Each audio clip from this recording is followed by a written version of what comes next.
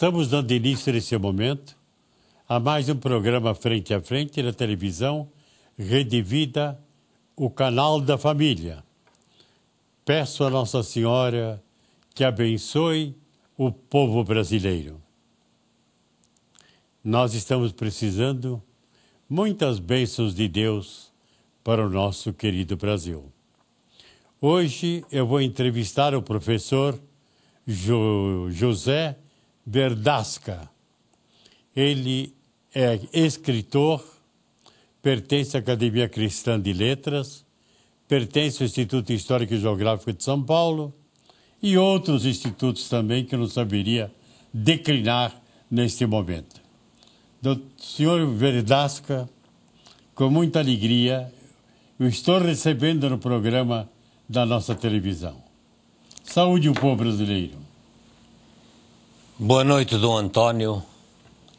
Boa noite, queridos assistentes da Rede Vida. Essa rede que vos leva diariamente a palavra do bem, a palavra de Deus, a palavra da construção, a palavra do Espírito. Obrigado eu pelo convite de vir aqui. O senhor é professor, explique também onde o senhor já atuou. Eu fui professor aos 75 anos, Que beleza. A caminho dos 76, eu já estou um pouco sossegado. Eu já dei aulas nos regimentos, em vários regimentos portugueses, porque eu comecei a minha carreira, o meu trabalho como oficial do Exército e dei aulas nas chamadas aulas regimentais, muito tempo. Dei aulas em Moçambique, no liceu da atual Pemba, então capital chamada Porto Amélia e capital da província de Cabo Delgado, norte de Moçambique, e aqui fui diretor de Relações Internacionais das Faculdades Euro-Pan-Americanas. Meus parabéns. O senhor permaneceu na África muitos anos? Eu permaneci, fiz 2 comissões como oficial em África, cada uma delas de um pouco mais de 2 anos. Quase 5 anos. Lá o senhor esteve como militar? Sim, sempre como militar. Chegou ao cargo de? Capitão. Capitão, muito bem. 27 anos. Depois veio para o Brasil. Sim. Vamos conversar sobre o Brasil. Como é que deve se dizer? Presidente ou presidenta? A língua portuguesa, aliás, qualquer língua, para ser língua, tem que possuir o seu dicionário, o seu vocabulário, o seu vernáculo e, especialmente, a gramática, que é uma espécie de constituição das línguas. Sem a gramática que disciplina, que orienta a língua, ela desmantela-se. É a mesma coisa que a lei, que a Constituição para um Estado.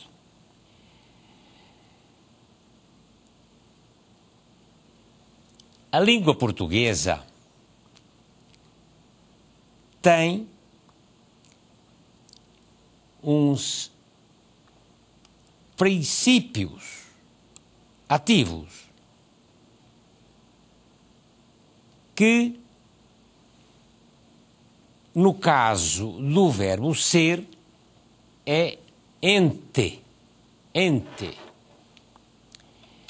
E o sujeito que executa a ação, no caso, é sempre masculino ou feminino, termina sempre em ente. É presidente, quer seja homem ou mulher. Então, certo é presidente. Presidente. É presidente e não presidenta. Repito, particípio ativo é um derivativo verbal. Ente, aliás, acontece isso com ante e com inte. E é presidente. É agente e não agenta. É estudante e não estudanta. Eu encontraria dezenas, centenas de vocábulos nestas condições. E isso em obediência à gramática que, repito, é uma espécie de constituição da língua. Não existe, não perdura língua nenhuma do mundo sem a sua gramática. Tenhamos sempre isso em consideração. Que beleza de explicação! Então, etimologicamente, o senhor acabou de explicar que deve ser presidente, tanto para homem como para mulher. Tá certo? Correto e definitivo. Uma outra pergunta que lhe faria: saiu um tal de livro do Ministério da Educação dizendo ou ensinando coisas erradas para que os alunos aprendessem o certo. Isso foi muito contestado e até o senhor escreveu um artigo sobre isso. Gostaria que o senhor falasse um pouco sobre algo que aconteceu no nosso Brasil.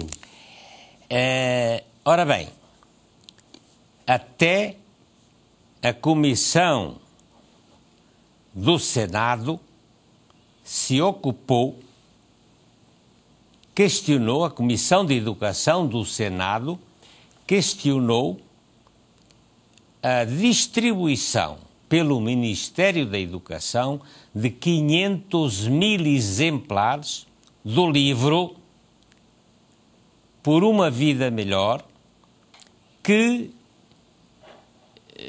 o que mais se comentou é que ele contém os meninos pegam o peixe, nós pega o peixe.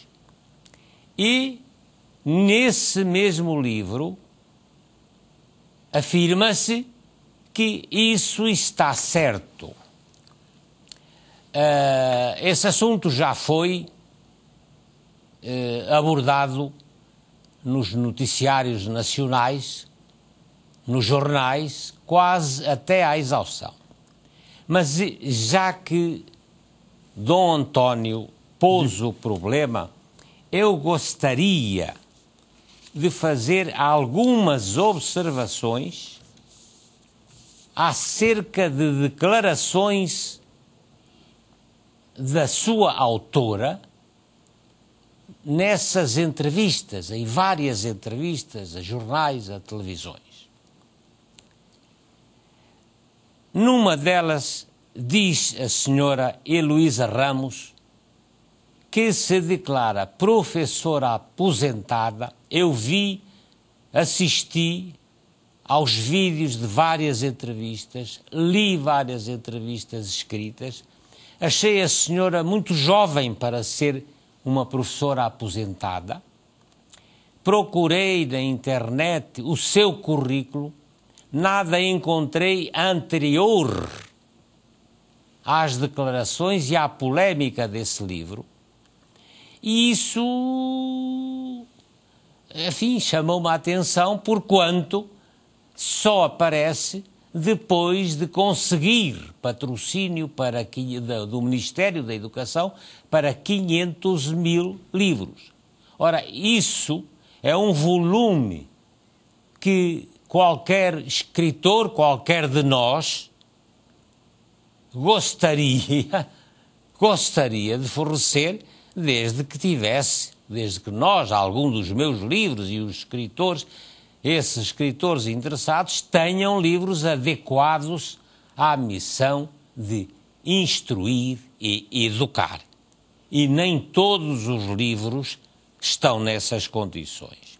Diz a senhora nessas entrevistas: é preciso que os professores entendam a proposta para não desvirtuar o que se propõe. Ora bem, se os professores que vão ter à sua disposição e que vão ensinar, auxiliados por esse livro, precisam de entender a proposta que deve estar subentendida, é porque não existe proposta explícita. Noutro ponto, diz a professora: a proposta é que se aceite dentro da sala de aula todo o tipo de linguagem. Assim, observando, estudando esta frase, não podemos deixar de concluir que a professora confunde linguagem com língua. Ora, o livro parece que se destina ao ensino da língua que todos nós falamos, da língua oficial do Estado brasileiro, aliás, de 8 estados de língua portuguesa, que são os PALOPs. Linguagem é uma coisa muito diferente. A palavra linguagem, o vocábulo, encerra um conceito que inclui a língua. A língua é parte da linguagem, mas a linguagem é a maneira de se comunicar de todos os animais. O ladrar do cachorro é linguagem. O sim, o não é linguagem. O positivo e o negativo é linguagem.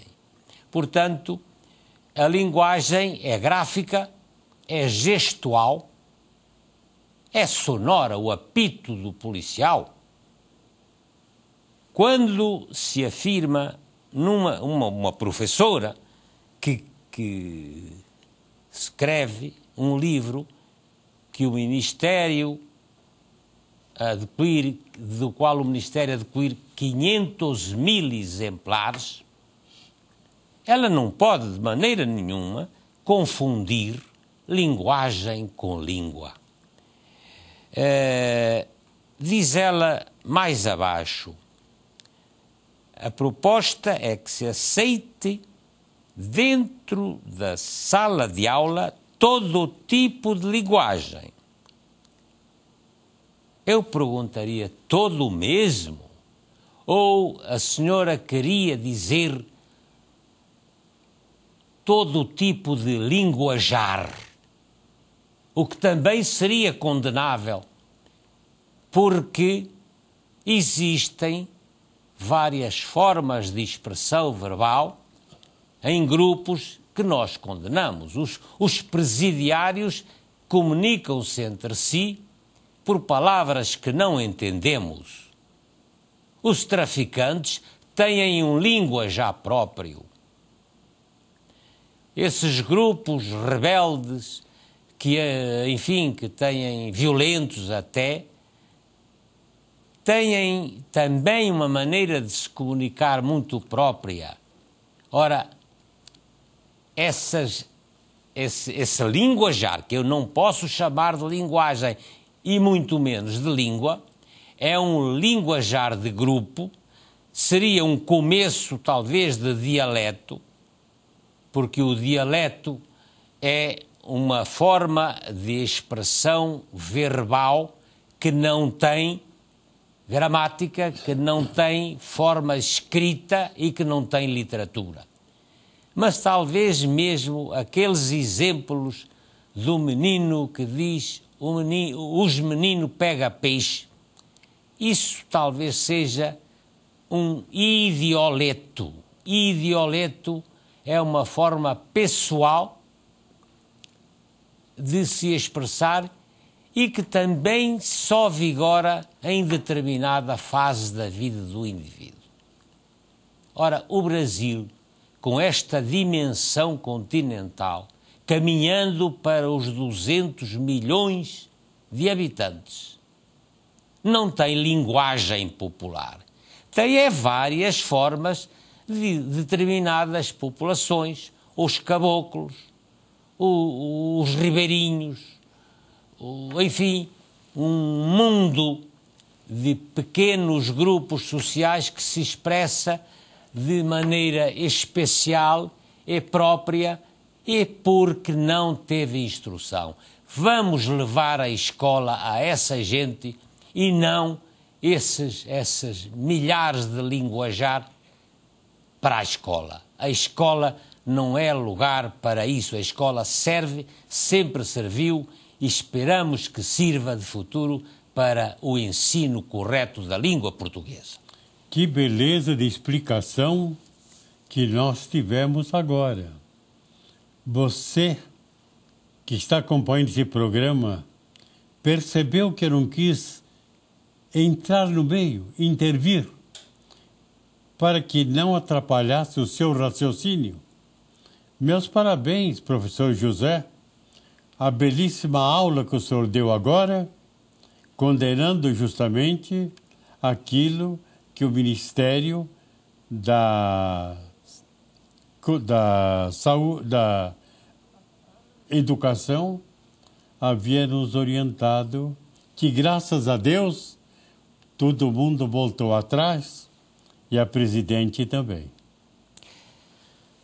Eu não sei se os livros não continuarão lá, distribuídos nas mãos de professores e alunos e com uma maneira errada. Para terminar este assunto, eu gostaria de mostrar, este livro não é meu, os meus estão aqui.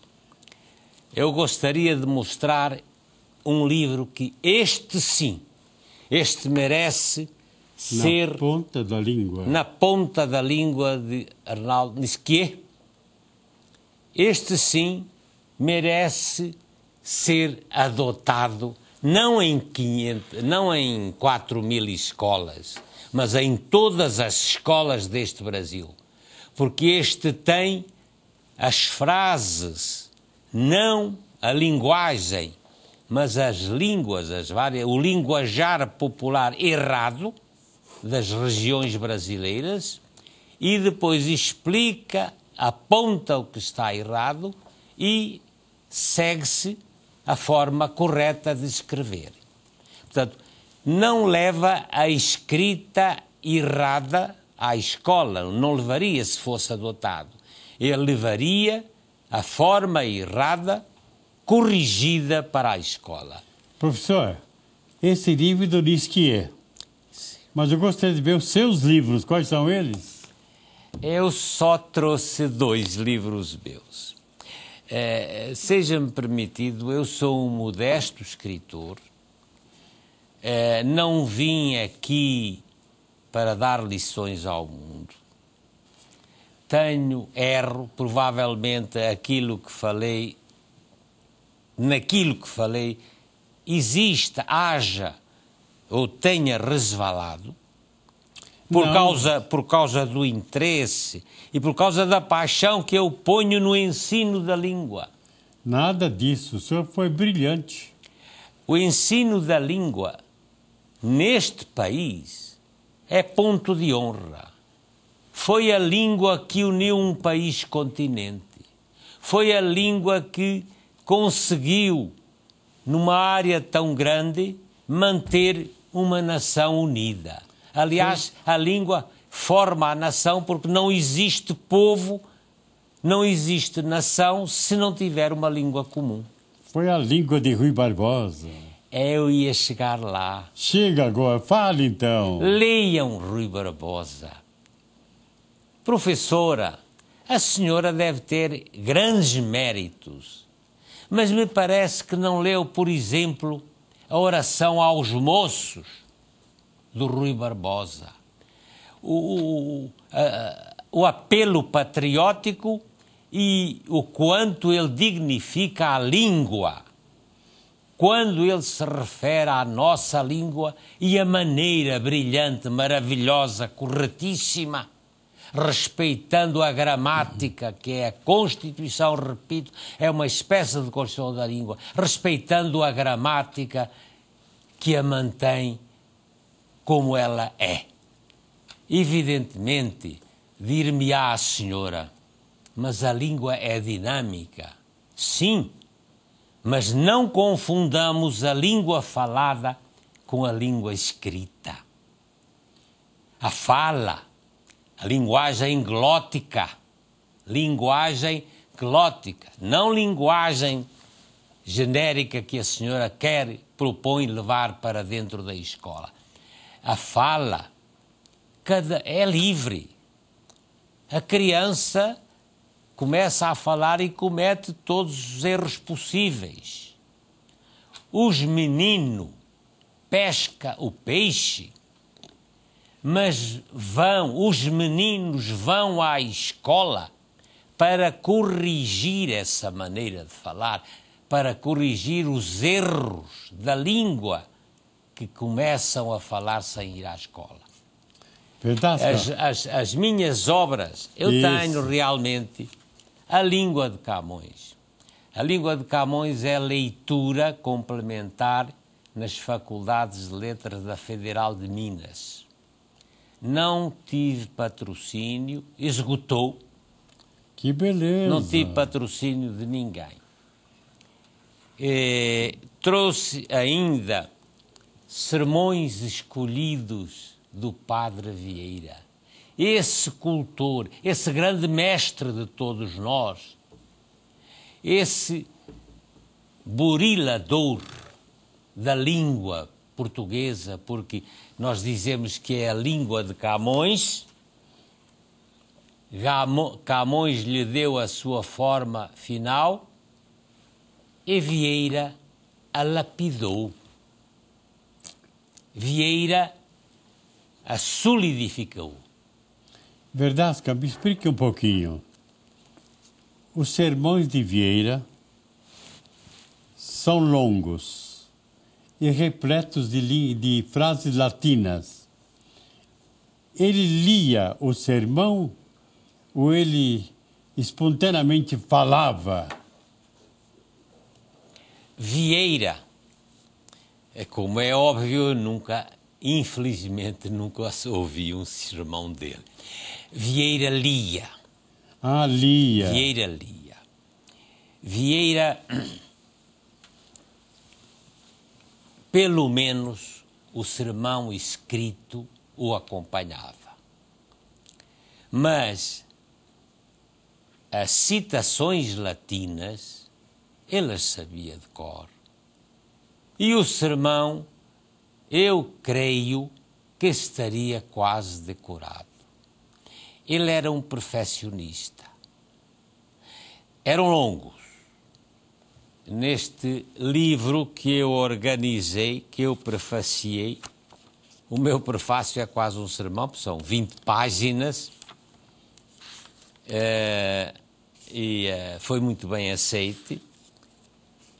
Os sermões dele são todos à volta de 50 páginas, 40, 50, 60 páginas.